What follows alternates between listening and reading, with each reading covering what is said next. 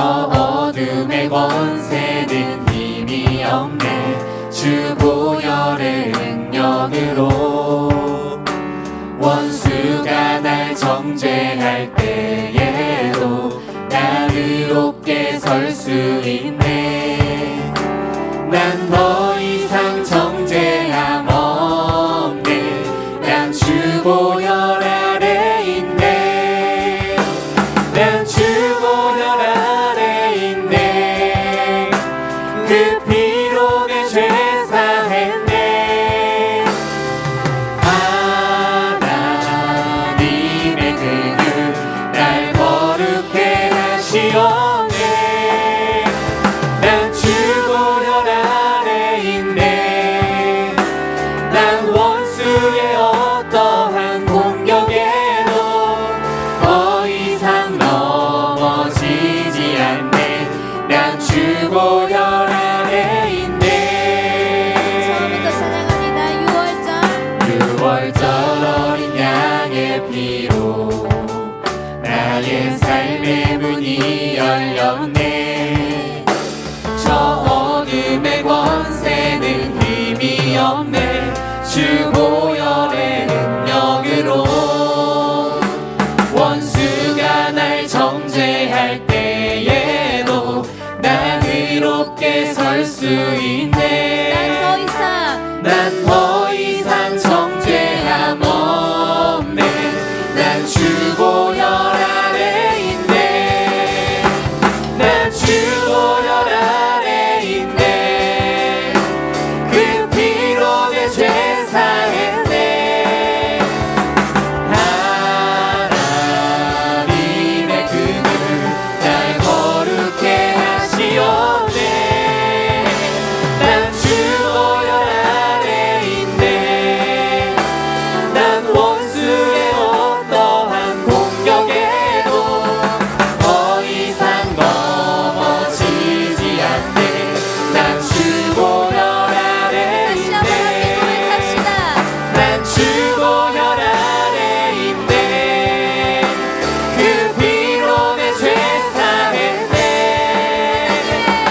하나님의 긍휼 날 거룩해 하시오네. 난 주 보혈 아래 있네. 난 원수의 어떠한 공격에도 더 이상 넘어지지 않네. 난 주 보혈 아래 있네. 주 보혈 아래 있네. 그 피로 내 죄 사했네. 하나님의 긍휼 날 거룩해 하시었네. 난 주 보혈 아래 있네.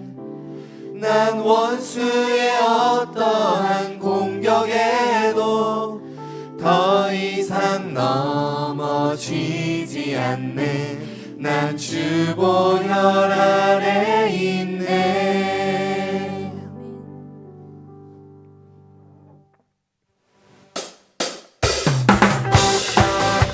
우리 이 시간 주님 안에서 함께 기뻐 찬양하며 나아갑시다.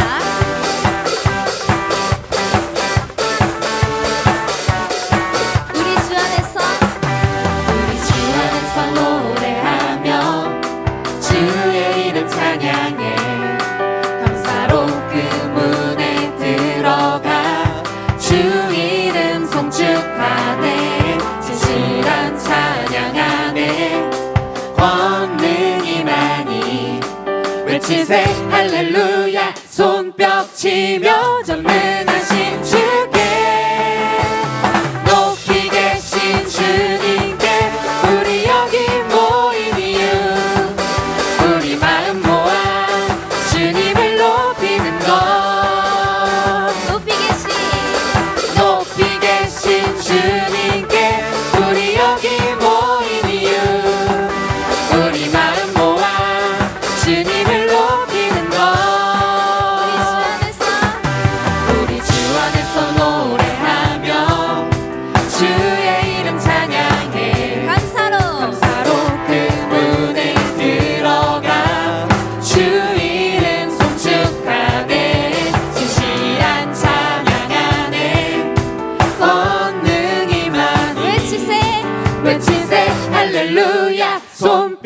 크시며 전능하신 주께 높이 계신 주님께 우리 여기 모인 이유 우리 마음 모아 주님을 높이는 것 높이 계신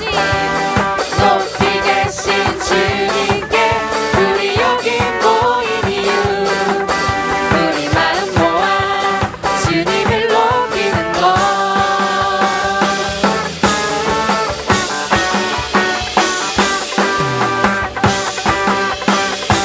우리 이번에 이렇게 함께 고백합시다. 내 안의 모든 것 내 안의 모든 것 주를 바랄 때 주의 능력 또 영광 은혜와 자비도 찬양하며 춤추세 마음 문 열어 주가 자유케 하리 주의 이름 찬양해 내 안의 모든 것 주님을 바랄 때 주를 바랄 때 주의 능력 또 영광 은혜와 자비도 찬양하며 춤추세 마음 문 열어 주가 자유케 하리 주의 이름 찬양해 높이 계신 주님께 우리 여기 모인 이유 우리 마음 모아 주님을 높이는 것 높이 계신 주님께 우리 여기 모인 이유 우리 마음 모아 주님을 높이는 것 높이 계신 주님께 우리 여기 모인 이유 우리 마음 모아 주님을 높이는 것 높이 계신 주님께 우리 여기 모인 이유 우리 마음 모아 주님을 높이는 것 주님께 영광의 박수 올려드립니다.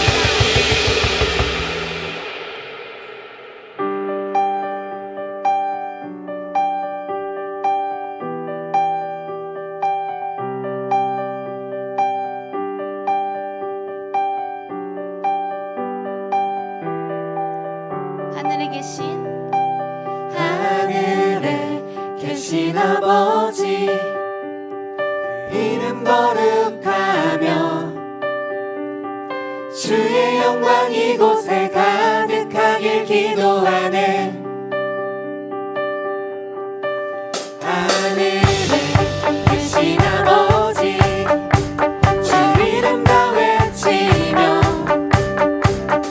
주의 영광 이곳에 가득하길 기도하네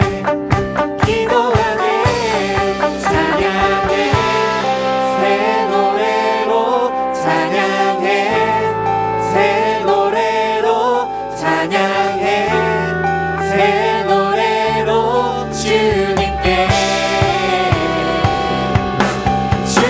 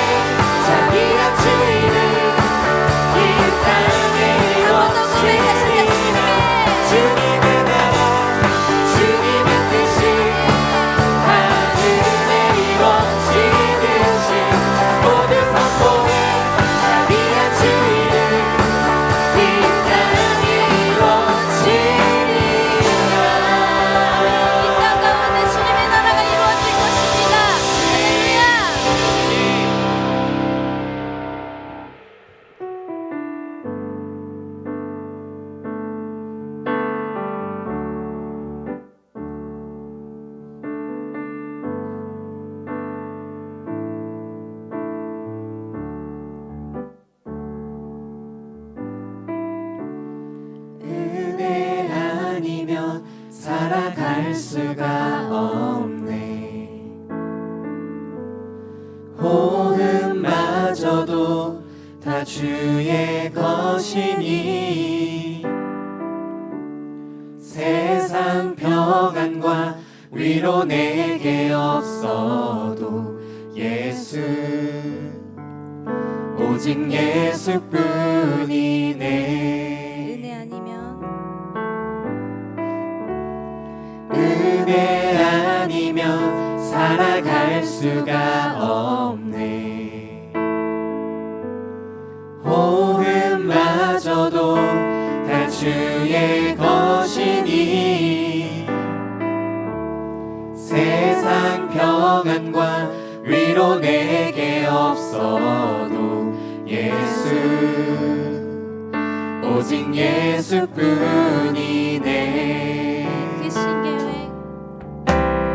그 신계획 다 볼 수도 없고 작은 고난에 지쳐도 주께 묻기 나의 모든 삶 버티고 견디게 하시네.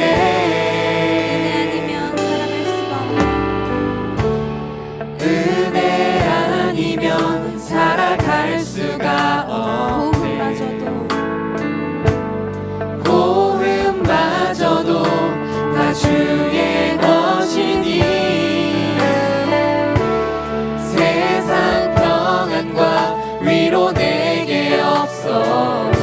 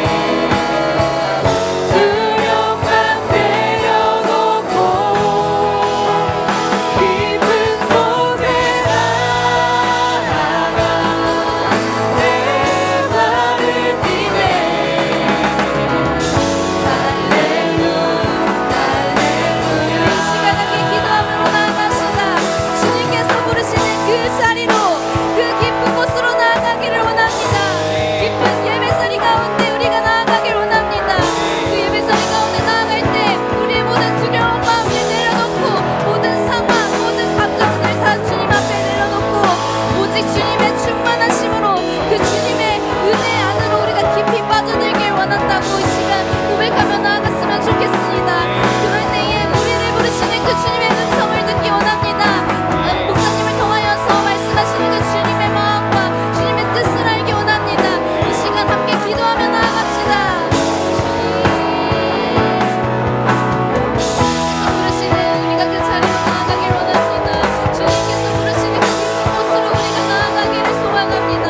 주님께서 부르시는 이 예배 자리 가운데 주님을 예배하며 나아갈 때, 함께 기도하며 나아갈 때, 찬양하며 나아갈 때 주님의 음성을 듣게 되는 이 시간 될 수 있도록 주님 함께하여 주시옵소서. 아버지 주님의 말씀을 통하여서 아버지 우리가 주님의 마음과 주님의 뜻을 알게 하여 주시옵시고 우리가 다시 한번 주님을 향해 작은 발걸음을 내딛을 수 있도록 주님 우리 안에서 일하여 주시옵소서. 주님 우리 삶 가운데 주님이 예배 자리 가운데 주님 함께하여 주시옵소서.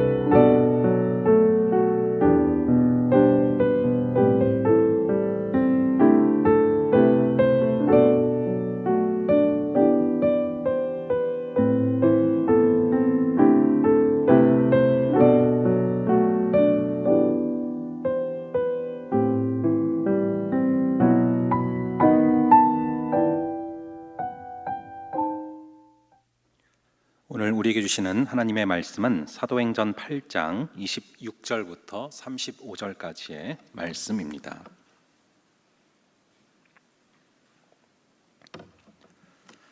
오늘 우리에게 주신 하나님의 말씀은 사도행전 8장 26절부터 35절까지의 말씀입니다.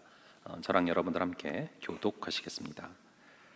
주의 사자가 빌립에게 말하여 이르되 일어나서 남쪽으로 향하여 예루살렘에서 가사로 내려가는 길까지 가라 하니 그 길은 광야라.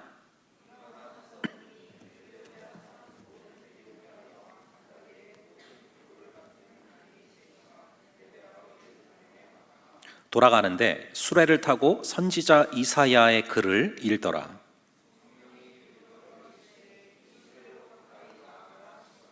빌립이 달려가서 선지자 이사야의 글을 읽는 것을 듣고 말하되 읽는 것을 깨닫느냐?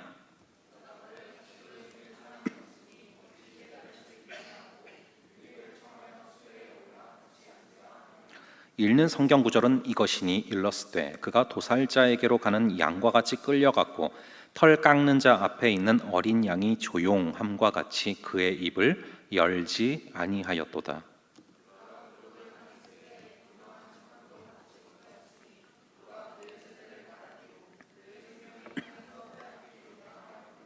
그 내시가 빌립에게 말하되 청컨대 내가 묻노니 선지자가 이 말한 것이 누구를 가리킴이냐? 자기를 가리킴이냐? 타인을 가리킴이냐? 빌립이 입을 열어 이 글에서 시작하여 예수를 가르쳐 복음을 전하니. 아멘. 잠시 기도하겠습니다. 아버지 하나님, 이 시간 우리 주님을 예배하기 위해 이곳에 나왔습니다. 간절히 기도하오니 말씀이신 그리스도 앞으로 나아가는 것을 가로막는 악한 영을 결박시켜 주시옵소서. 우리가 온전히 말씀이신 그리스도 앞으로 나아가게 하시고 말씀의 통치를 받는 시간으로 우리의 심령과 우리의 지정의를 온전히 다스려 주시옵소서. 주님께서 함께하여 주시고 붙들어 주실 줄로 믿사오며 이 모든 말씀 우리 주 예수 그리스도의 이름으로 기도합니다. 아멘. 여러분 혹시 이 드록바 효과라는 단어를 들어보신 적이 있습니까? 이게 뭐냐면은 이전 월드컵에서 이 일본이랑 꼬트디부아르가 이렇게 본선에서 붙었는데 일본이 선제골을 놓고서 1대0으로 앞서 나가다가 이 꼬트디부아르가 후반전에 이 드록바라는 전설의 노장 선수를 투입시킨 후에 곧장 동점골 그리고 역전골을 넣고서 결국 일본은 역전패를 당하게 됐습니다. 일본은 굉장히 높은 점유율을 자랑하는 티키타카라는 그런 축구를 구사하는데 상당히 세밀하고 잼새가 있는 그런 축구를 구사를 하기 때문에 이 꼬트디부아르가 일본에게 끌려다니면서 고전을 면치 못하고 있었거든요. 근데 이 위기의 순간에 이 꼬트디부아르는 이 드록바라는 그런 선수를 꺼내듭니다. 그래서 경기장을 가득 메운 관중들이 술렁이기 시작을 했어요. 이 드록바는 한때 유럽 축구를 사로잡았던 전설의 그런 축구 선수죠. 환하게 우는 형제가 한 명 있네요. 예, 잘 알죠. 그 선수인데 근데 사실 그 해당 월드컵 당시에는 굉장히 노장이었거든요. 엄청 나이가 많은 그런 사람이었단 말이죠. 근데 이 선수가 들어가면서 결국 일본의 탄탄했던 팀플레이가 흔들리기 시작을 했고 결국에는 역전패를 당하게 됩니다. 그래서 사람들은 드록바 효과를 다음과 같이 정의를 합니다. 조직적인 팀플레이가 기본 바탕이 되어 있는 현대 축구에서도 과거의 펠레나 마라도나처럼 한 개인이 경기의 흐름을 뒤집어버리고 결정적인 마침표를 찍는 일이 얼마든지 가능하다. 이게 바로 드록바 효과입니다. 저는 이 드록바 효과랑 연결돼서 하나 스치고 지나가는 생각이 있었어요. 우리가 생각하는 그 이상으로 한 사람은 그리고 한 영혼은 너무나 중요하다라는 것입니다. 오늘날은 모든 게 다 거대화되고 조직화되고 체계화되는 시대이기 때문에 전체적인 어떤 조직과 체계적인 사회 구조 속에서 어떤 한 개인의 중요성은 철저하게 무시되는 그런 현상들이 벌어지고 있죠. 하지만 조직도 시스템도 체계도 결국 사람이 만드는 거 아닙니까? 사람에서부터 시작이 되는 거 아닙니까? 하나님 역시 하나님의 사람을 준비시키시고 그를 통해서 당신의 일을 이루어 가심을 성경을 통해서 우리는 자주 목격할 수가 있습니다. 이 하나님께서 출애굽을 결심하셨어요. 그런데 그런 전능한 하나님도 모세라는 사람이 태어날 때까지 400년이라는 시간을 기다리십니다. 그게 다가 아니죠. 40살까지 왕궁에서 훈련받도록 그리고 80살까지 광야에서 겸손해져서 그 힘이 다 빠지도록 더 기다리시고 모세가 준비되었을 때에야 무려 480년을 기다리셔서 그때가 되어서야 비로소 당신의 일을 이루어 가신다라는 것이죠. 왜냐하면 하나님의 방법은 명확하게 사람이기 때문에 그렇습니다. 따라서 우리 역시 한 영혼의 중요성을 깨닫고 한 영혼을 주께로 끌어가기 위한 그런 씨름이 우리 안에 있어야 되는 것입니다. 오늘 본문에 보시면 주님께서 빌립에게 일어나서 광야로 가라 라고 말씀을 하시죠. 이 빌립이 누굽니까?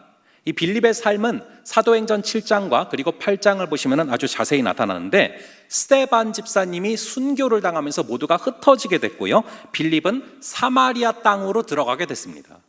이 사마리아가 어떤 땅입니까? 유대인들이 다 가기를 꺼리는 그런 땅 아닙니까? 빌립이 그 땅으로 가서 복음을 전파하기 시작했을 때 말씀으로 사람이 변화되고 그리고 귀신들이 떠나가고 그리고 엄청난 생명의 역사들이 벌어지기 시작을 했습니다. 그래서 사도들 역시도 너무나 놀랬고 이러한 역사가 사마리아 땅에서도 심지어 벌어질 수 있구나라는 사실에 아주 큰 그런 충격을 받게 됩니다. 이 빌립은 그 역사의 한 가운데 서 있었던 그런 사람이죠. 빌립은 사마리아 땅에서 수많은 사람들을 대상으로 설교를 하고 표적을 행하던 아주 바쁘고 인기 있었던 사역자입니다. 근데 성령께서 이 빌립에게 말씀을 하십니다. 일어나서 광야로 가라. 성공하던 자리, 안정된 자리, 익숙하던 자리, 그것을 뒤로 하고 다시금 미지의 세계, 심지어 광야로 가라 라고 말씀을 하시는 것이죠. 여러분들은 이런 순간에 어떻게 반응을 하시겠습니까? 익숙한 자리에서 모두의 인정을 받고 모든 것을 누리던 그 자리에서 아무도 없는 그런 광야로 가라 라는 성령의 말씀을 듣게 될 때 여러분들은 어떻게 반응하시겠냐라는 것입니다. 이 빌립이 광야로 가지 말아야 될 이유는 너무 많아요. 근데 광야로 가야 될 이유는 사실 없거든요, 전혀. 그럼에도 빌립은 묵묵하게 순종을 합니다. 왜냐하면 수많은 사람들이 다 그게 아니라고 할지라도 주님이 말씀하시면 그 길로 걸어가야 한다라는 것을 빌립은 명확하게 알고 있는 것이죠. 이 순종에는 내일이 없습니다. 오늘 말씀하셨으면 반드시 오늘 순종함으로 걸어가야 되는 그런 것이죠. 그렇기에 인정받던 그 자리, 그리고 성공하던 그 자리를 뒤로 하고 기꺼이 주님이 주시는 마음으로 일어선 것입니다. 그래서 이 빌립은 무슨 일이 벌어질지를 모르는 채 그냥 광야로 길을 떠났습니다. 갔더니 여러분 무슨 일이 벌어집니까? 마치 사마리아에 수많은 사람들이 몰려들었던 것처럼 광야로 갔지만 하나님의 말씀에 순종해서 갔더니 그 광야에 수많은 사람들이 몰려들었을까요? 막 플랜카드 붙여 있고 막 환영한다고 써져 있었을까요?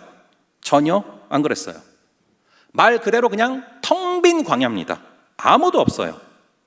근데 그 광야에서 수많은 사람들이 아니라 딱 한 명을 만나요. 딱 한 명. 얼핏 생각해 보면 빌립이 그냥 하던 대로 그 사마리아 지역에서 수많은 대중들을 대상으로 전도하는 것이 훨씬 더 효과적인 것처럼 보이지 않습니까? 하지만 성령께서 그렇게 이끄신 데는 사람의 생각과 사람의 시각을 뛰어넘는 하나님의 아주 깊은 뜻이 숨겨져 있습니다. 그 광야에서 만나게 된 그 한 사람, 딱 한 사람이 누굽니까? 우리 한번 27절, 28절, 오늘 본문의 27절과 28절 두 구절을 한번 함께 읽어 보겠습니다. 시작. 일어나 가서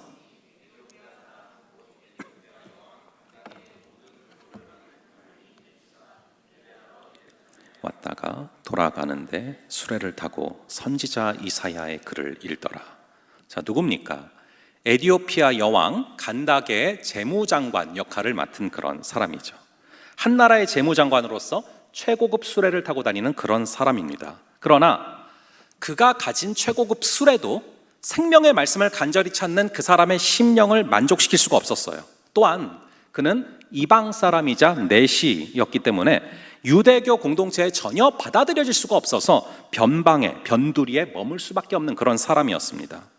예루살렘 성전 예배와 축제에 참여한 수많은 유대인들 사이에서 그 사람은 혼자서 한낱 외로운 이방인 내시에 지나지 않는 것이죠. 결국 이 내시는 혼자 있다가 쓸쓸하게 자기 고향으로 돌아갈 수밖에 없었어요. 그러나 하나님은 이런 외로운 이방인을 그냥 내버려 두지 아니하시고 그냥 쓸쓸히 가도록 하지 아니하시고 주목하십니다. 하나님은 당신의 말씀을 향한 열정을 가진 에디오피아 내시에게 빌립이라는 사람을 통로로 해서 사랑의 눈길을 보내시는 것이죠. 하나님은 유대와 사마리아의 수많은 군중들 뿐만 아니라 에디오피아 내시와 같은 한 사람, 그 한 영혼에도 지극히 많은 관심을 가지고 계시고 그를 사랑하시는 사람, 또 그를 사랑하시는 분이라는 것이죠. 이 에디오피아 내시가 빌립을 만나게 됩니다. 그런데 그때 읽고 있던 구절이 이사야서 53장 7절과 8절, 그것을 이 에디오피아 내시가 읽고 있었던 것이죠. 그 말씀을 깨닫지를 못하다가 빌립을 만나고 빌립을 통해서 그 말씀의 뜻을 깨닫고 결국 이 내시는 세례를 받고 39절을 보시면 주의 영이 빌립을 데리고 간 후에도 기쁘게 자기의 길을 걸어갔다라고 써져 있습니다. 그러니까 분명히 이 내시는 계속해서 집으로 에디오피아로 돌아가는 그 길 가운데서도 이사야서를 아마 쭉 읽으면서 갔을 거예요. 그런데 오늘 이제 이 둘이 같이 읽었던 본문이 이사야서 53장 아닙니까? 그런데 제가 이번 주에 이사야서를 한번 쭉 읽어봤거든요. 이 본문을 설교하면서. 그런데 설교를 준비하면서 이사야서를 읽다가 딱 3장 뒤에, 이 둘이 같이 읽었던 53장보다 뒤에 3장 뒤로 가면은 56장에 3절부터 5절까지 이런 내용이 있더라고요. 우리 한번 함께 읽어볼게요. 이사야서 56장 3절부터 5절까지를 한번 같이 읽어보겠습니다. 시작. 여호와께 연합한 갈라내시리라 하지 말며 고자도 말하기를 나는 마른 나무라 하지 말라. 여호와께서 이와 같이 말씀하시기를 나의 안식일을 지키며 내가 기뻐하는 일을 선택하며 나의 언약을 굳게 잡는 고자들에게는 내가 내 집에서 내 성 안에서 아들이나 딸보다 나은 기념물과 이름을 그들에게 주며 영원한 이름을 주어 끊어지지 아니하게 할 것이며.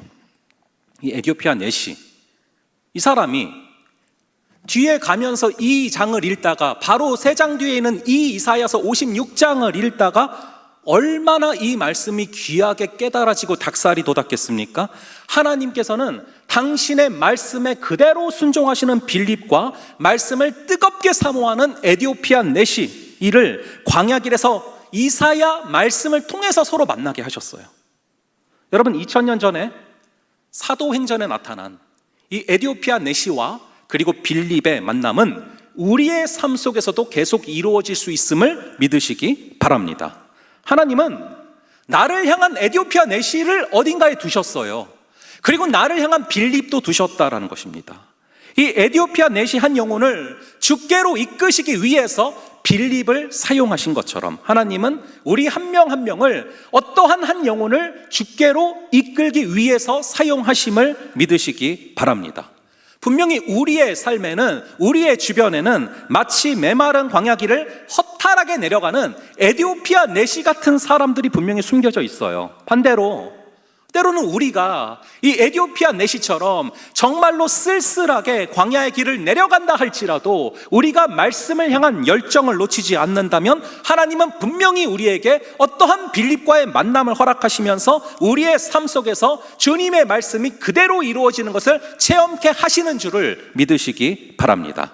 우리 누군가가, 또 우리가 누군가에게 빌립이 되는 역사가 있기를 간절히 바랍니다. 사실 이 한 영혼을 주께로 이끈다라는 거 사람의 힘으로 할 수 있는 일이 아니에요. 우리는 한 영혼을 품기에는 너무나 많은 결점이 있고 약점이 있어요. 한 영혼을 품기에는 우리의 속이 너무 좁아요. 한 영혼을 품고 한 영혼을 용납하고 한 영혼을 주께로 이끄는 것이 너무 어려운 일이다라는 것을 우리가 잘 알고 있지 않습니까? 하지만 주님께서 이끌어 가시면, 주의 말씀에 붙잡힌 바 되면은 나로서는 상상할 수 없었던 놀라운 역사를 우리 주님은 분명히 가능케 하신다라는 것이죠. 우리는 편하고 쉽고 안전한 길을 원하지만 주님은 빌립에게 불편하고 안전하지 못한 광야의 길로 가라고 하십니다. 그리고 하나님은 처음부터 빌립에게 광야 길로 갈 때, 광야 길로 가면은 에디오피아 내시를 만나게 될 거야 라고 말씀하지도 않으셨어요. 하나님은 처음부터 우리를 향한 계획을 다 보여주지 않으세요. 우리를 향한 계획을 처음부터 다 말씀하지 않으세요. 그럼 얼마나 쉽겠어요? 그러지 않으세요. 한 걸음 한 걸음씩 그 말씀을 쫓아갈 때 그 다음 단계를 보여주시며 우리를 끌어가시는 것입니다. 그래서 다음 단계로 29절을 보면은 성령께서 빌립에게 그 내시가 타고 가는 수레로 가까이 가라 라고 마음속에 감동을 주시고 말씀을 하십니다. 근데 30절을 보면은 빌립은 그 말씀에 순종해서 그냥 걸어간 것이 아니라 달려갔다 라고 증언하고 있죠. 그런데 그 내시는 마침 그때에 어디를 읽고 있었습니까? 이사야서 53장 7절과 8절을 읽고 있었죠. 그게 바로 오늘 본문에 나오는 32절 33절인 것입니다. 우리 한번 32절 33절 다시 한번 볼게요. 이거를 딱 읽고 있었단 말이죠, 에디오피아 내시가. 이 두 구절을 함께 읽겠습니다. 시작. 그가 도살자에게로 가는 양과 같이 끌려갔고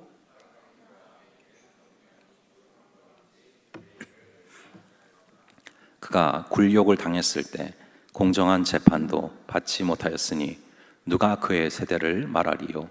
그의 생명이 땅에서 빼앗김이로다. 자, 만약에 빌립이 천천히 걸어갔다던가 아니면 훨씬 더 빨리 달려갔다면 내시가 읽고 있던 본문의 위치가 분명히 바뀌었을 거예요. 그런데 정확하게 예수 그리스도를 증거하는 거기를 읽고 있는 타이밍에 만나게 하셨다는 것이죠. 여러분, 모든 것이 우리의 삶에서 우연처럼 보이지만 실상은 한치의 오차도 없이 정확한 타이밍에 맞추어서 우리 주님께서 세심하게 역사하시고 끌어가신다라는 것입니다. 우리의 역사의 주관자, 우리의 상황의 주관자가 우리 전능하신 하나님이시라는 것을 절대 잊지 마시기 바랍니다. 이러한 완벽한 주님께서 우리의 모든 것을 끌어가고 계시기 때문에 주님께 순종하면 우리가 아무리 부족하고 연약할지라도, 우리 안에 답이 없을지라도 우리를 통해서 한 영혼을 주께로 이끄시는 그 역사를 분명히 허락하실 줄로 믿습니다. 사실 재무부 장관이니까 굉장히 좋은 고급 수레를 타고 있었을 거예요. 한마디로 일국의 장관의 행렬이죠. 반면에 빌립은 상대적으로 너무 남루해요. 그리고 어디로 가야 될지도 모르고 갔단 말이죠, 광야로. 하지만 빌립은 담대하게 에디오피아 내시 재무부 장관에게로 나아갑니다. 그리고 읽는 것을 깨닫느냐라고 물어봅니다. 그리고 이 내시가 지도해 주는 사람이 없으니 내가 이것을 어찌 알리요? 라고 말했더니 결국에는 이 내시가 너무 성경을 알고 싶어서 이 빌립을 청해서 병거에 오르게 했고 빌립은 병거에 아주 자신 있게 뛰어오릅니다. 그럼 뭐가 겉으로 볼 때 아무것도 보잘것없어 보이는 빌립에게 이런 담대함을 허락했을까요? 이 빌립은 사람을 보는 시각이 달랐어요. 이 한 영혼을 위해서 성령께서 광야로 보내셨다라는 주님의 심정을 느꼈을 때 그 눈으로 에디오피아 내시를 바라보기 시작했고 그때 그의 심장이 뛰기 시작을 한 거예요. 그래서 이렇게 담대하게 움직일 수 있는 것입니다. 여러분, 우리에게는 세 가지 눈이 있어요. 육안이 있고 심안이 있고 영안이 있습니다. 이 육안은 누구나 갖고 있죠. 근데 이것만 갖고 사는 거는 동물이랑 다를 바가 없어요. 그리고 우리에게는 심안이 있어야 어린아이의 웃음이 귀하게 여겨지고 하늘을 바라보며 우리 주님을 느낄 수 있단 말이에요. 그런데 한 가지 더, 영안이 필요합니다. 이것은 하나님이 우리에게 열어주실 때 가질 수 있는 눈인데 이 영안이 있어야 말씀이 보이고 이 영안이 있어야 한 영혼의 고결한 가치가 마음속에 들어오게 돼서 영혼을 향한 애타는 마음을 가질 수 있다는 것입니다. 이 육안만 갖고 있는 사람들의 삶은 언제나 여러분 상대적일 수밖에 없어요. 비교하며 살게 되고 어떤 직업을 갖고 있고 부모의 배경은 어떤가를 늘 비교하고 바라보면서 평생 상대적 우위를 차지하는 데 집중하며 살아갑니다. 남들과 비교하면서 좀 더 누리려고 하고 사역에 있어서도 효율성과 속도만을 추구하죠. 하지만 영안을 갖고 있는 사람들은 달라요. 하나님이 지으신 사람들이기 때문에 한 영혼 한 영혼이 얼마나 소중하고 고귀하고 가치가 있는지를 압니다. 그리고 그 눈은 남들만이 아니라 자신에게도 향하는 거예요. 그래서 내 자신이 비록 비교 우위에서 열등할지라도 이 땅에서 보잘것없는 삶을 살고 있는 것처럼 여겨질지라도 영안으로 자신을 바라보는 사람은 자신의 소중함을 깨달을 수 있기 때문에 매 순간 감사하고 소망 가운데 걸어갈 수 있는 것입니다. 이 사람들은 다양한 판단으로 서로를 바라보지만 우리 주님은 우리를 바라볼 때 딱 두 종류밖에 없어요. 그가 정말로 예수 그리스도를 알고 예수 그리스도를 정말 주님으로 믿고 예수 그리스도의 지배를 받고 있는 영안을 가진 사람인가, 아니면 육신의 눈은 뜨고 있지만 영안은 닫혀서 육신이 이끄는 대로 살아가는 사람인가? 여러분, 하나님이 사람을 바라보시는 그 눈이 우리 안에 있어야 전도도 가능하고 한 영혼을 품는 것도 가능하고 선교도 가능한 것입니다. 우리의 마음에는 아무리 채워도 절대로 채워지지 않는 공간이 있고 채워지지 않는 방이 있어요. 세상의 화려한 것들로 아무리 채워봐도 채워지지 않는 그런 공간이 있는데요, 사실은 그것을 믿지 않는 사람들도 다 느끼면서 살아간단 말이죠. 그래서 비워있는 그 공간을 어떻게든 채워보려고 이 세상에서 더 나은 것을 갖고자, 더 나은 것을 소유하고자 발버둥을 치며 삽니다. 이것은 마치 목이 마른데 바닷물을 마시는 거랑 똑같단 말이에요. 그렇게 우리는 한 영혼을 바라볼 수 있는 눈을 가지고서 그 영혼들에게 유일한 생명수 되시는 예수 그리스도를 전할 수 있어야 되고, 우리가 먼저 유일한 생명수 되시는 예수 그리스도로 만족하는 삶을 살아야 결핍이 가져오는 삶의 문제들이 중단된다는 것입니다. 이 빌립이 광야를 향해서 내려갔을 때 이 빌립의 눈에 비친 것은 무엇입니까? 광야죠. 우리 눈에는 광야밖에 안 보일 수도 있어요. 하지만 하나님께서 바라보신 것은 그 광야 땅에서 만나야 될 그 한 영혼이었어요. 동시에 그래서 그 후에 빌립이 본 것은 그냥 에디오피아 내시 한 사람이죠. 우리도 어쩌면은 어떠한 사람을 바라볼 때 그냥 그 한 사람만 바라볼 수도 있습니다. 하지만 하나님이 바라보신 것은 그 한 사람으로 말미암아 구원받게 될 수천만의 영혼이었어요. 결국에 이 에디오피아 내시가 주님을 영접함으로 인해서 그 후에 실제로 에디오피아가 국교화되는, 기독교로 국교화되는 역사가 벌어진다는 것입니다. 우리 주님은 그것을 내다보고 있었기 때문에 우리의 눈으로 볼 때는 사마리아에서 전도하는 게 훨씬 더 효과적으로 보이는 것 같은데 아무도 없는 광야로 보내신 거예요. 하나님은 그거를 내다보시기 때문이죠.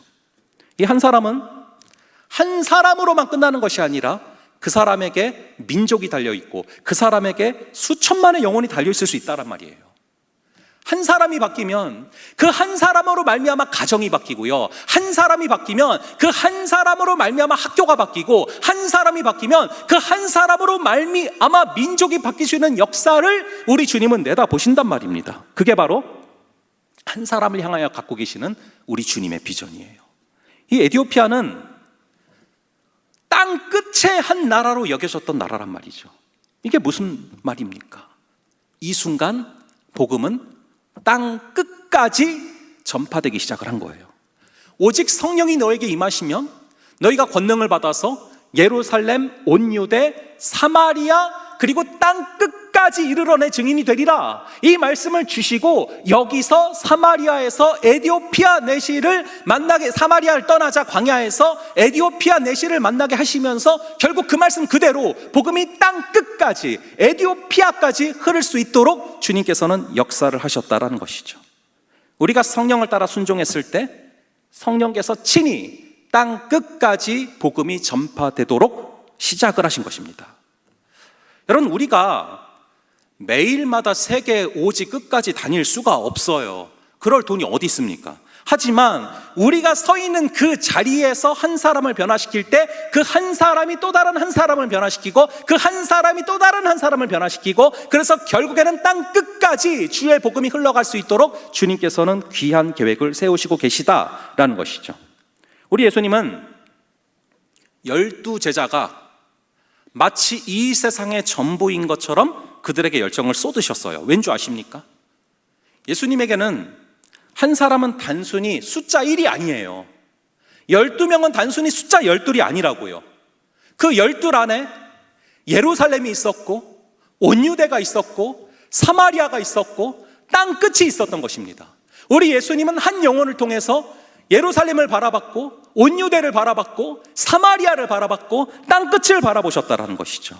한 사람이 세워지면 그 사람으로 말미암아 이 세상이 변화될 것을 바라보신 분, 그분이 바로 우리 예수님이고 우리 역시 그분을 따라야 할 줄로 믿습니다. 한 영혼이 너무나 중요하단 말이에요.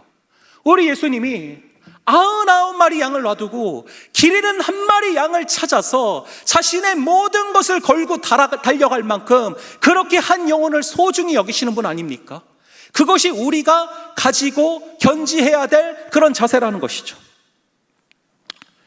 여러분, 이 마더 테레사가 이런 시를 썼습니다. 한 번에 한 사람. 이 시의 내용이 이래요. 혹시 화면이 준비됐으면 화면으로 따라올 수 있도록 같이 한번 켜주세요. 이렇게 썼습니다. 나는 결코 대중을 구원하려고 하지 않는다. 나는 다만 한 개인을 바라볼 뿐이다. 난 한 번에 단지 한 사람만 껴안을 수 있다. 단지 한 사람씩만. 따라서 당신도 시작하고 나도 시작하는 것이다. 나는 한 사람을 붙잡는다. 만일 내가 그 사람을 붙잡지 않았다면 나는 42,000명을 붙잡지 못했을 것이다. 모든 노력은 단지 바다에 붙는 한 방울의 물과도 같다. 하지만 내가 한 방울의 물을 붓지 않았다면 바다는 그 한 방울의 물만큼 줄어들었을 것이다. 당신에게도 마찬가지다. 당신의 가족에게도 당신의 교회에게도 마찬가지다. 단지 시작하는 것이다. 한 번에 한 사람, 한 사람, 한 사람씩. 이게 주시는 음성을 여러분들이 기억을 하셔야 돼요. 제가 이전부터 디렉터로 섬길 때도요, 선교를 가는 목사님들에게 항상 강조한 게 있었어요. 뭐냐면은, 어떤 걸 교육하라고 제가 항상 강조했었냐면은, 이 선교팀 안에서도 여러분 가장 중요한 게 뭐라고 제가 자주 강조를 했었는지 아십니까?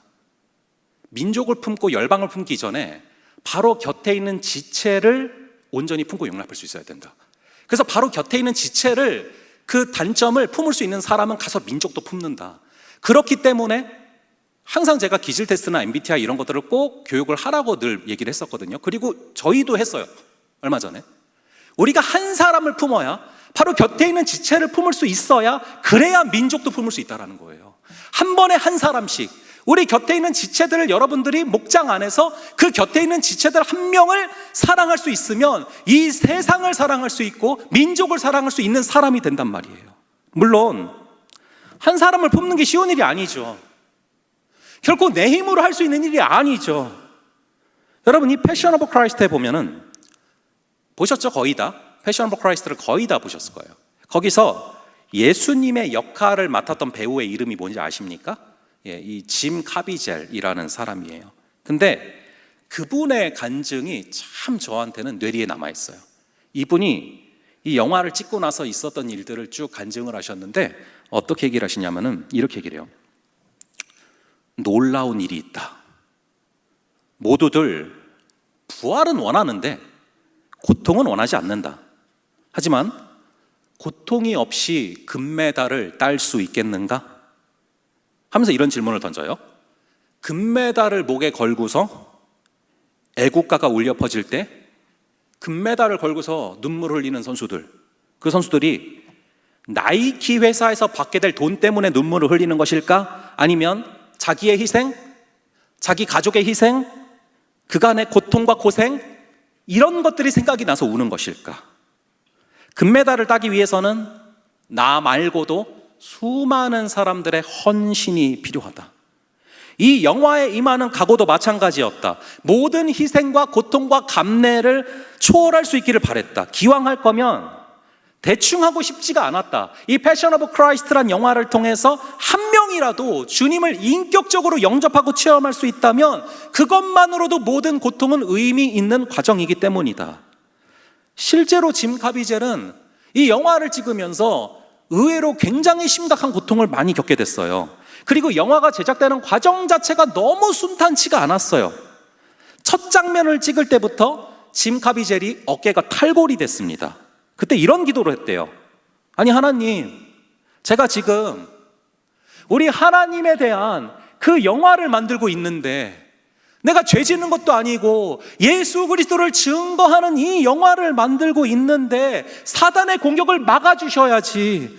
아니 왜 저를 해하도록 내버려 두십니까? 이 기도가 나오더래요. 그렇지 않겠습니까? 동시에 많은 대형 출판사들로부터 이 패션 오브 크라이스트의 제작자인 멜 깁슨이 반유대주의자이기 때문에 후원을 끊어버리겠다라는 전화가 계속 오기 시작을 하는 거예요. 이런 안 좋은 일들이 쌓여가기 시작을 했대요. 그래서 이 감독이, 멜 깁슨이 너무 시달린 나머지 이럴 거면은 괜히 영화를 찍기 시작했다고, 그만두고 싶다고 막 이렇게 예수님을 원망하니까 이 짐 카비젤이 예수님 분장을 한 채로 원망하지 말아라 라고 얘기를 하더래요. 그러니까 이 배우가 점점 진짜 예수님을 닮아가기 시작을 하는 거예요. 이후로도 많은 고통을 겪게 됐습니다. 채찍을 맞는 장면에서 실수로 진짜 맞은 거예요. 그래가지고 30cm 이상 등이 찢어져서 꼬매기도 했고요. 십자가를 지는 장면에서 다시 어깨가 탈골돼서 병원을 갔습니다.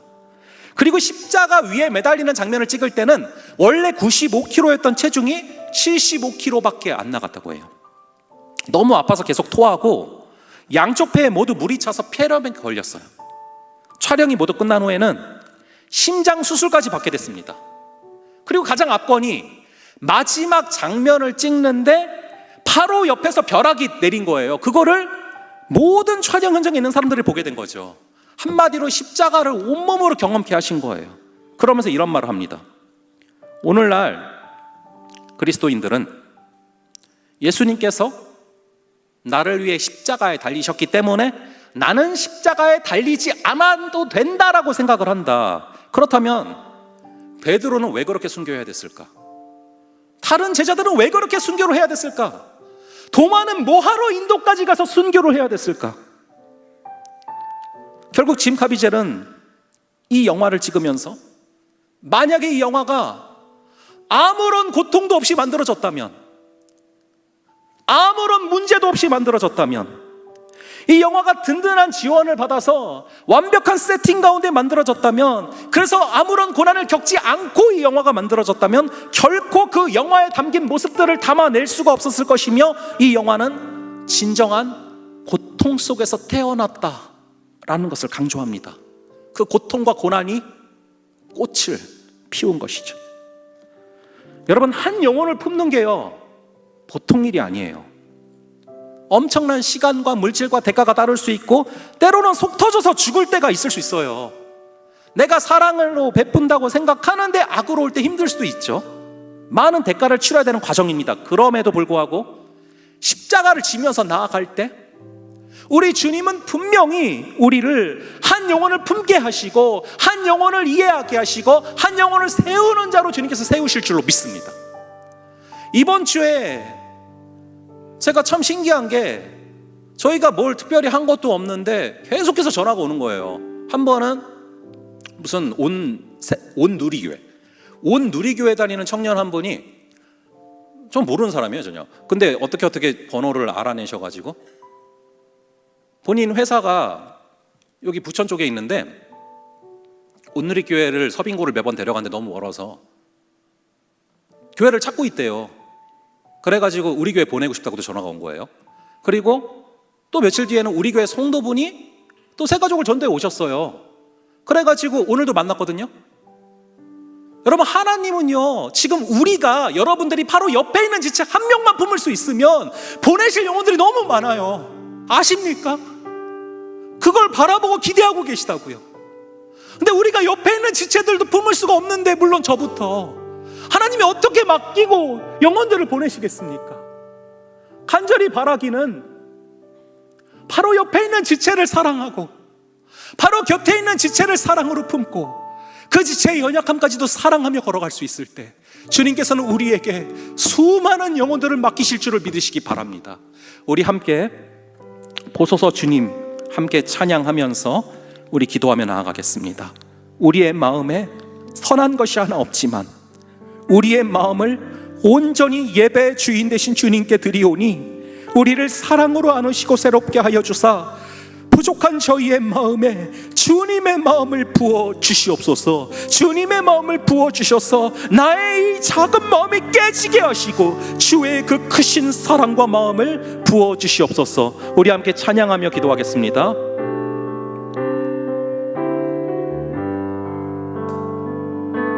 보소서 주님, 나의 마음을 선한 것 하나 없습니다. 그러나 내 모든 것 주께 드립니다. 사랑으로 안으시고 날 새롭게 하소서. 소서 주님, 나의 마음을 선한 것 하나 없습니다. 그러나 내 모든 것 주께 드립니다. 사랑으로 안으시고 날 새롭게 하소서. 주님 마음 내게 주소서. 내 아버지 주님 마음 내게 주소서. 나를 향하신 주님의 뜻이 이루어지도록 주님 마음 내게 주님 마음 내게 주소서. 주님 마음 내게 주소서. 내 아버지 주님 마음 내게 주소서. 나를 향하신 주님의 뜻이 이루어지도록 주님 마음 내게 주님 마음 내게 주소서. 주님 마음 내게 주소서. 내 아버지 주님 마음 내게 주소서. 나를 향하신 주님의 뜻이 이루어지도록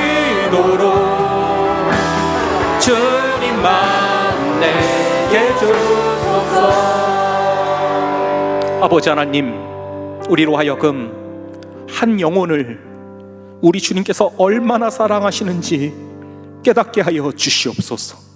그 영혼을 숫자 1로 보는 것이 아니라 그 영혼을 향한 주님의 놀라운 계획을 바라보시며 그 영혼을 향한 소망을 가지고 그 영혼을 기다리시며 잠잠히 사랑하시는 아버지, 우리에게도 주의 그 마음을 부어 주셔서 아버지 하나님, 우리가 한 영혼의 중요성을 깨닫고 한 영혼을 품을 수 있는 그 사랑의 능력을 우리의 마음에 부어 주시옵소서. 우리가 이 빌립 집사님이 수많은 영혼들에게 복음을 전파하던 화려한 사역을 하다가 갑자기 광야로 가라고 했을 때 이해가 되지 않았지만, 납득이 되지 않았지만, 전혀 효율적으로 보이지 않았지만, 전혀 속도가 나지 않아 보였지만, 그럼에도 성령의 음성에 순종해서 묵묵히 걸어갔을 때 거기서 에티오피아 내시 한 사람을 만나게 하시고 말씀에 갈급했던 그 한 영혼을 만나게 하시고 그 영혼에게 성령께서 주시는 역사가 벌어지자 에티오피아 전체가 국교화되는 역사를 바라봅니다.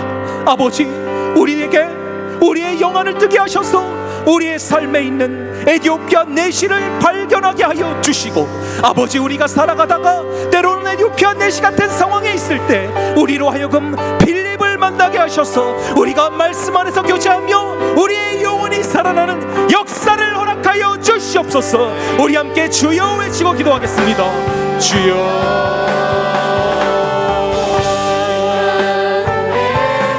아버지, 우리 주님께서 한 영혼을 사랑하시고 한 영혼을 품기 원하시고 그 한 영혼을 향한 사랑을 가지고 계시고, 우리 주님께서 아버지 하나님께서 십자가에 달려 돌아가시고 부활하사 아버지 그 영혼들을 살리신 우리 주님을 바라봅니다.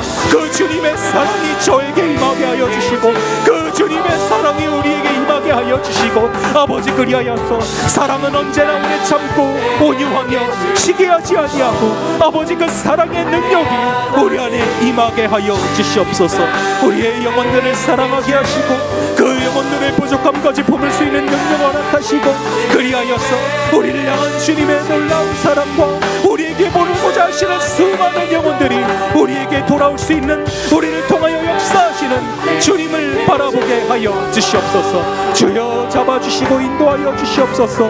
우리 주님께서 말씀하신 것처럼 지금 더비젤이 이 영화가 고통이 없이 만들어졌다면, 이 영화가 고난이 없이 만들어졌다면, 완벽한 세팅 가운데 만들어졌다면 결코 영화에 담긴 모습들이 담길 수 없었으며 이 영화는 고통 속에 태어났다 하신 것을 바라봅니다.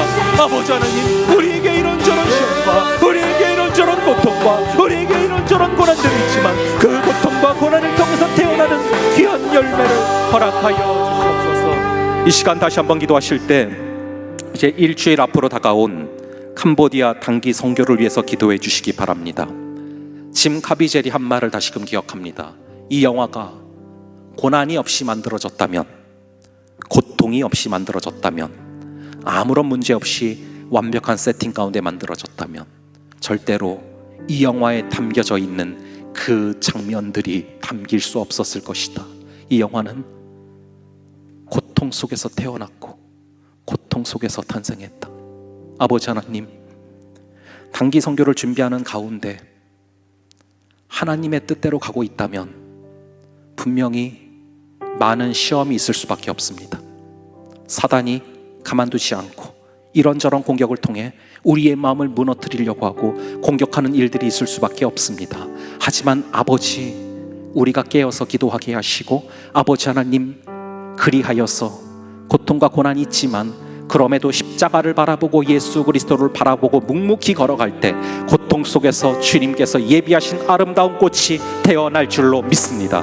우리 함께 기도해 주실 때 마더 테레사가 얘기했던 것처럼 한 번에 한 사람씩, 아버지, 먼저는 우리 선교팀원들, 우리 모두가 주님께서 위에서 부으시는 그 사랑을 허락하셔서 내 안에서 억지로 끄집어내는 그 사랑이 아니라 하늘로부터 부어주시는 그 사랑을 부어주셔서 먼저는 내 곁에 있는 지체 한 명을, 내 곁에 있는 마음에 들지 않는 지체 한 명을 사랑으로 품을 수 있는 역사를 허락하여 주시옵소서.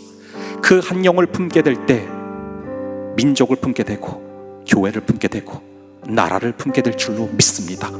아버지 하나님, 곁에 있는 지체의 부족함까지 사랑하게 하시고 사랑으로 품게 하시고, 그렇게 영혼을 사랑하며 걸어갈 때 우리 주님께서 너무나 놀라운 역사를 선교팀 가운데 허락하실 것을 바라보며, 아버지 하나님께서 가르쳐 주실 것을 기대하며 아버지께 배울 것을 기대하며 걸어가는 그런 선교팀 되게 하여 달라고 여러분들 함께 주여 한번 외치고 다시 한번 기도하겠습니다. 주여.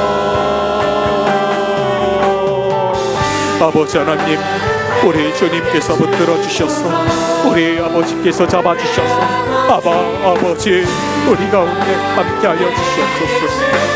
아버지, 나의 생각과 나의 감정을 내려놓게 하시고 아버지 하나님의 통치를 받게 하여 주시옵소서. 내 곁에 있는 그 한 사람을 사랑하게 하여 주시옵소서. 연약함까지도 품게 하여 주시옵소서. 주여, 우리 주님께서 주시는 그 사랑으로 우리가 걸어가게 하여 주시옵소서. 우리의 생각으로 이해가 안 될지라도 우리가 순종하며 걸어갈 때 이 에티오피아 내시한 사람을 만나게 하시고 그 한 영혼을 만나게 하시고 그 영혼과의 만남을 통하여서 우리 주님께서 우리 생으로는, 우리의 생각으로는 상상도 할 수 없었던 에티오피아가 국교화되는 역사를 허락하시는 하나님을 바라보게 됩니다.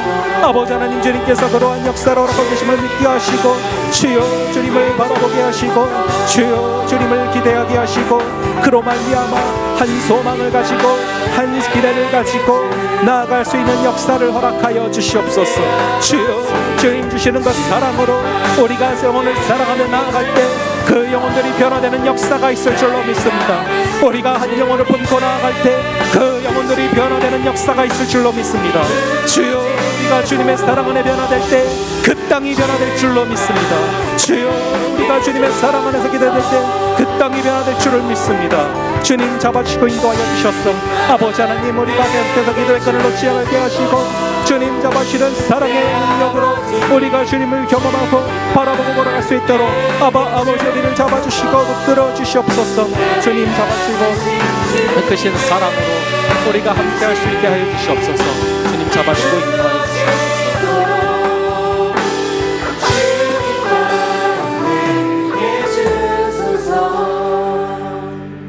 아버지 하나님, 사도행전 8장을 통하여서 우리 각자에게 주시고자 하는 음성이 있는 줄로 믿습니다.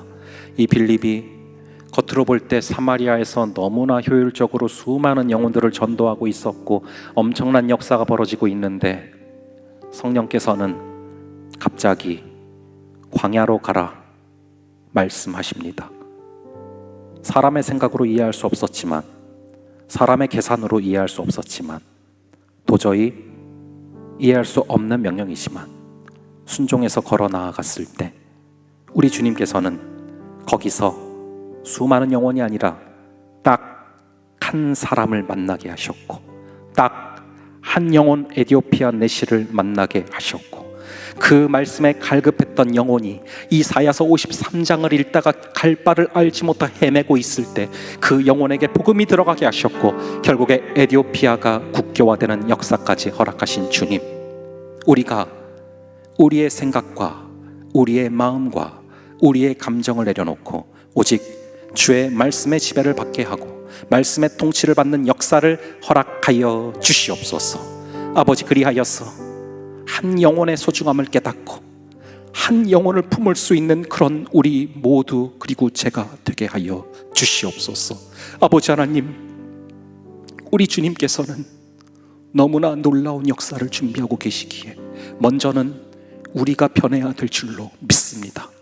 아버지, 내가 곁에 있는 한 영혼을 사랑하고 한 영혼씩 품으며 나아갈 때 우리 주님께서는 주변을 맡기시고 민족을 맡기시고 나라를 맡기시는 역사를 허락하실 줄을 믿습니다.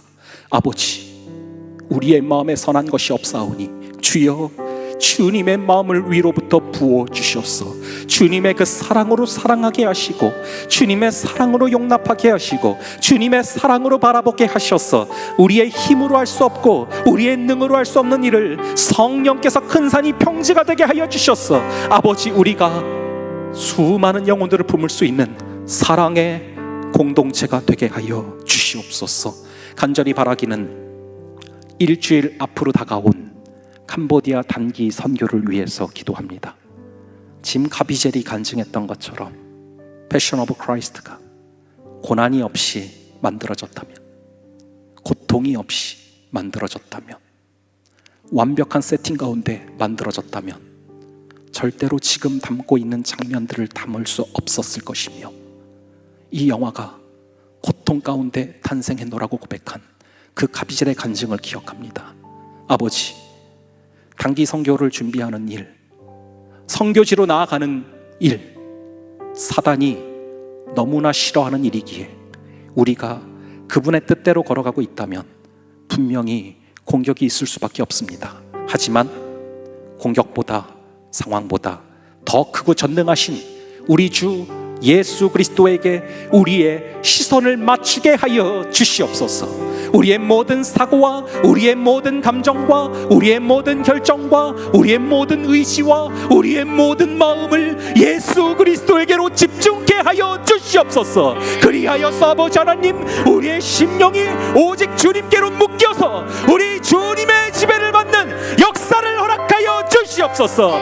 그리하여서 주변에 있는 지체들 부족함이 있을지라도 사랑하고 품으며 나아갈 때 어느덧 주님께서는 우리에게 캄보디아를 맡기시고 교회를 맡기시고 영혼들을 맡기실 줄을 믿습니다. 아버지 하나님, 우리 주님을 기대하며 우리의 연약함에 무너지지 말게 하시고 우리의 연약함을 보며 의심하지 말게 하시고 오직 주를 바라보며 승리하게 하여 주시옵소서.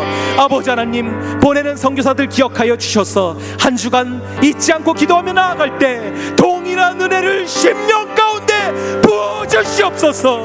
우리 주님께서 우리 공동체를 사용하시고 우리 공동체를 사랑하사 고난 가운데 있을 때에도 주를 사모함으로 소망의 인내를 할 수 있는 힘을 허락하여 주시옵소서. 감사드리옵고 이 모든 말씀 우리 주 예수 그리스도의 이름으로 기도합니다. 아멘.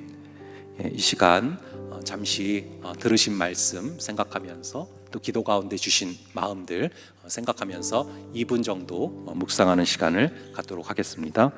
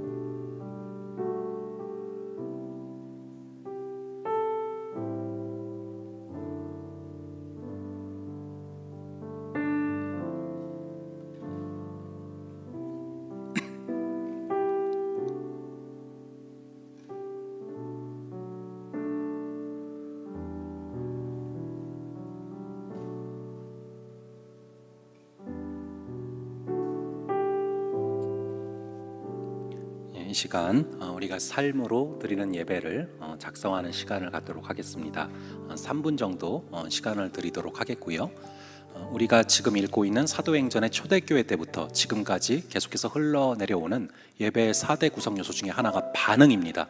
우리를 부르신 하나님께, 또 우리에게 말씀하시는 하나님께 반응하는 자세로 우리가 삶으로 드리는 예배를 작성하도록 하겠습니다.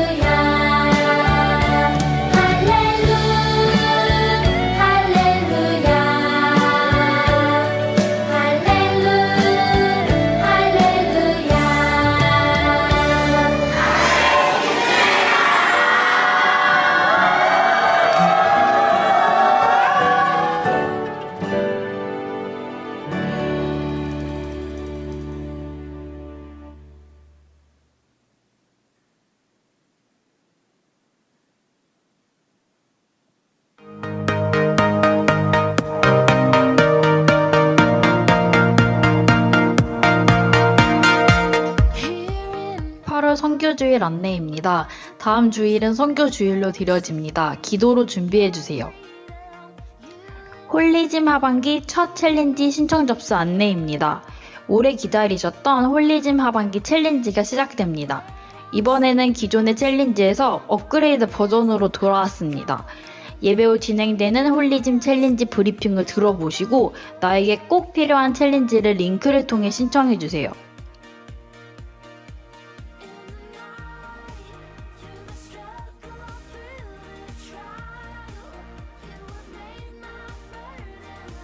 신청 기한은 다음 주까지입니다. 자세한 사항은 김하정 팀장님께 문의해주세요. 캄보디아 선교훈련 안내입니다.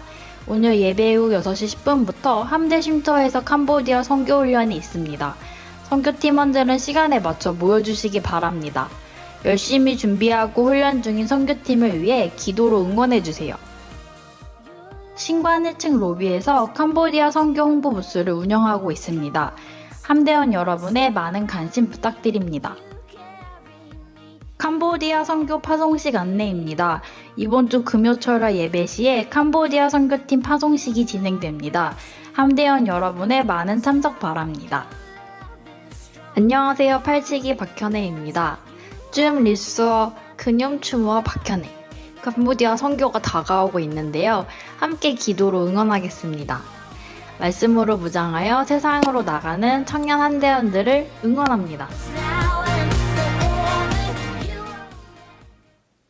예, 두 가지 말씀드리고 기도로 마치겠습니다. 아까 광고에서 보신 것처럼 이제 홀리즘 챌린지 시작되니까 여러분들 신청을 많이 또 해주시기를 부탁드리고요. 이따 남아서 설명을 해주실 거고요. 그리고 이제 캄보디아 단기 선교 또 이렇게 이제 예배가 파송식이 또 금요일 날 또 철회 때 있으니까 기억을 해주시고, 그리고 오늘 또 훈련이 있으니까 기억해 주시고 참여해 주시면 되겠습니다. 예, 기도로 예배를 마치겠습니다. 지금은 우리 주 예수 그리스도의 은혜와 아버지 하나님의 극진하신 사랑하심과 성령 하나님의 감화, 감동, 교통, 위로 충만케 하시는 역사가 한 영혼을 사랑하고 한 영혼을 품기를 다짐하며 주의 마음을 가지고 나아가기를 다짐하는 여기에 모인 모든 지체들 머리 위에 지금부터 영원까지 함께 있을지어다. 아멘.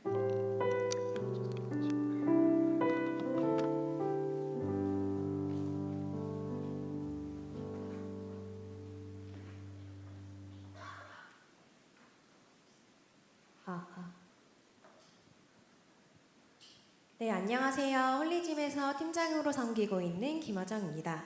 네, 저희 하반기 홀리짐 사역이 이제 시작이 되는데 이번에 조금 리뉴얼된 부분이 있어서 저희가 홀리짐 훈련을 조금 소개를 해드리고자 마련하게 되었습니다. 목장 모임 가시기 전에 저희 짧고 굵게 브리핑할 예정이어서 잘 들어주시면 감사드리겠습니다. 네. 저희 홀리짐은 일상에서 이제 같이 신앙생활을 할 수 있도록 훈련을 돕는 팀입니다. 현재까지 기도, 말씀, 큐티 이렇게 세 분야를 나누어서 한 달에 3주간 각 PM들이 이제 만든 커리큘럼으로 저희가 진행되는 방식으로 진행되었는데요. 이번에는 신앙서적을 함께 공유하면서 훈련하는 훈련이 함께 추가가 되었습니다. 네, 그럼 이번 8월부터 시작될 커리큘럼 그리고 각 훈련의 PM님들과 간략한 공지사항으로 브리핑을 마무리하려고 합니다. 첫 번째 훈련은 말씀 훈련입니다. 저희 말씀 훈련은 보통 필사로 진행이 되었었는데 이번에는 저희 말씀 통독으로 해서 이제 3, 4개월간 진행되는 그 커리큘럼 가운데 이번에는 한 번에 구약을 끝낼 수 있는 프로그램으로 진행이 됩니다. 그래서 다른 훈련들과 달리 하반기 내내 이제 말씀 훈련을 신청하시면 통독을 하실 수 있고 중간에 들어오시더라도 구약의 한 부분은 그래도 함께 읽어나갈 수 있는 그런 프로그램입니다. 그리고 두 번째 훈련은 기도 훈련인데요. 기도를 굉장히 어려워하시는 분들이 많은 것 같아서 저희가 주기도문을 가지고 이제 기도 훈련을 이번에 진행을 해보도록 하려고 합니다. 그래서 평소에 기도를 혼자 하시는 것이 좀 어려우신 분들이나 아니면 오랜 신앙생활 가운데 기도에 대한 기쁨을 잃어버리셨던 부분, 그리고 주기도문을 약간 주술처럼 좀 외우시고 계셨던 분들이 계시다면 이번 기도 훈련을 통해 다시 회복할 수 있는 시간이 되었으면 합니다. 그리고 세 번째로는 큐티 훈련입니다. 큐티 훈련을 내가 하루에 시간을 할애해서 하는 것이 매우 어렵다라고 느끼시는 분들이 많아서 이번에는 19분 안에 모든 큐티를 다 끝내실 수 있는 팁을 알려드리는 그런 훈련이 됩니다. 그래서 큐티 훈련도 많은 신청을 부탁드립니다. 마지막 훈련으로는 이번에 신설된 신앙서적과 관련된 훈련인데요. 저희가 이제 매달 책을 선정을 해서 함대원들이 관심사를 가지고 있는 책으로 이제 진행을 하려고 하는데, 이번에는 이제 하나님이 인도하시는 결혼이라는 주제로 저희 위대한 결혼이라는 책을 가지고 이제 신앙서적을 함께 요약해보고, 그리고 그것을 통해서 실제로 이제 이 실생활에 적용할 수 있는 그런 훈련을 진행하도록 할 예정입니다. 네, 넘겨주세요. 네, 그래서 지금부터 각각 훈련의 PM님들을 소개시켜드리겠습니다. 구약 통독 끝내기를 맡아주실 최보람 PM님, 그리고 주기도문으로 이렇게 기도하라는 훈련을 맡아주실 송희재 PM님, 하루 단 19분 만에 하나님과 가까워질 수 있는 큐티 방법을 소개해 주실 김혜리 PM님, 그리고 위대한 결혼이라는 서적으로 하나님이 인도하는 결혼을 함께 알아볼 저 김화정 PM으로 구성되어 있습니다. 자, 그러면 가장 중요한 신청 방법을 여러분께 소개시켜 드리겠습니다. 지금 이 브리핑이 끝나고 ETFTY로 홀리짐 신청서 링크를 보내드릴 예정입니다. 저에게 보내주시면 안 되고요. 꼭 신청서를 작성하셔서 이제 이 훈련을 신청해 주시면 되시는데요. 저희가 각 훈련마다 이제 매주 함께 모이는, 줌으로 모이는 시간이 있어서 그 시간을 같이 확인해 주셔서 신청을 해 주시면 되십니다. 원활한 훈련을 위해서 저희가 6명까지만 선착순으로 받고 있어서 빨리 신청해 주시면 좋을 것 같고요. 신앙에 대한 열정이 넘치셔서 나는 2개 정도 해보고 싶다 하시는 분은 2개까지 신청을 해주시면 되십니다. 그런데 2개 신청 시 조금 훈련 참여도가 약간 좀 저조하다, 약간 그러신 분들은 그 다음에 훈련하실 때 2개보다는 1개를 권해드리는 그런 시스템으로 운영이 될 예정입니다. 그리고 이번에는 저희가 9월 5일 8일 8시에 이제 홀리짐 챌린지 기도회라고, 이 챌린지 기도회가 필참으로 운영될 예정이어서 이것도 같이 확인하셔서 신청을 해주시면 좋을 것 같습니다. 네, 신청 기한은 저희 다음 주까지 받을 예정이고요. 궁금하신 사항은 저희 그 ETFTY로 보내드리는 제 전화번호로 연락을 주시면 감사드리겠습니다. 네, 지금까지 홀리짐 하반기 브리핑을 들어주셔서 감사합니다.